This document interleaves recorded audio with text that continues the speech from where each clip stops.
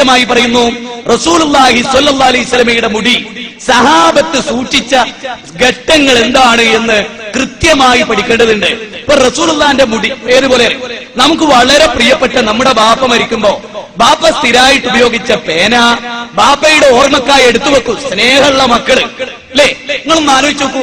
ബാപ്പട്ട ജുബ്ബ, ഇനി ബാപ്പാന്റെ വല്ല മുടി എവിടെയും കൊഞ്ഞു അതെന്തിനാ ആരാധിക്കാനാ?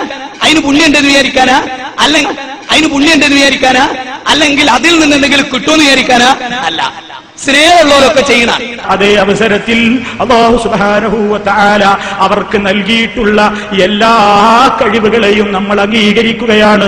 മുഹമ്മദുൻ സല്ലല്ലാഹു അലൈഹി വസല്ലം അതാ ഹജ്ജത്തുൽ വദാഇൽ വെച്ച് മുടി വടിച്ചപ്പോ സഹാബത്തിന് മുടി വിതരണം ചെയ്തിട്ടുണ്ട്.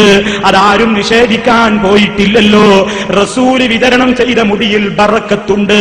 അല്ലാഹു ഒരു വസ്തുവിൽ ബറക്കത്ത് നിശ്ചയിച്ചാൽ അതിൽ ബറക്കത്തില്ലെന്ന് പറയാൻ ആർക്കാ അധികാരമുള്ളത്? ചെങ്ങായി അതിന് പുണ്യണ്ടെന്ന് വിചാരിക്കാനാ? അല്ലെങ്കിൽ അതിൽ നിന്ന് എന്തെങ്കിലും കിട്ടുമെന്ന് വിചാരിക്കാനാ? അല്ല. റസൂൽ സല്ലല്ലാഹു അലൈഹി വസല്ലം മുടി വിതരണം ചെയ്തിട്ടുണ്ടെങ്കിൽ അത് അല്ലാഹു അതിൽ ബറക്കത്ത് നിശ്ചയിച്ചിട്ടുള്ളതാണെങ്കിൽ അതിൽ ബറക്കത്തുണ്ട്.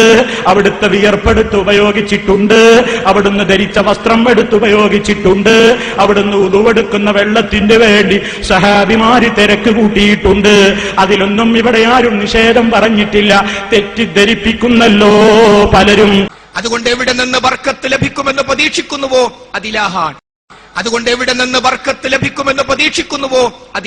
ഒന്റെ ചെങ്ങായി മന്ദബുദ്ധിന്റെ താഴത്ത് 25 വരട്ടെ, ചിലപ്പോ ഭാര പ്രതിഷേധിക്കും. നബിയുടെ മുടിക്ക് മഹത്വമുണ്ട്. സഹാബികൾ ആ മുടി കൊണ്ട് ബർക്കത്തെടുത്തിട്ടുണ്ട്. മുജാഹിദുകൾ അതിനെ നിഷേധിച്ചിട്ടില്ല. അതിന് പുണ്യണ്ടെന്ന് വിചാരിക്കാനാ? അല്ലെങ്കിൽ അതിൽ നിന്ന് എന്തെങ്കിലും കിട്ടുമെന്ന് വിചാരിക്കാനാ? അല്ല. മന്ദബുദ്ധിന്റെ താഴത്ത് 25 വരട്ടെ, ചിലപ്പോ ഭാര പ്രതിഷേധിക്കും.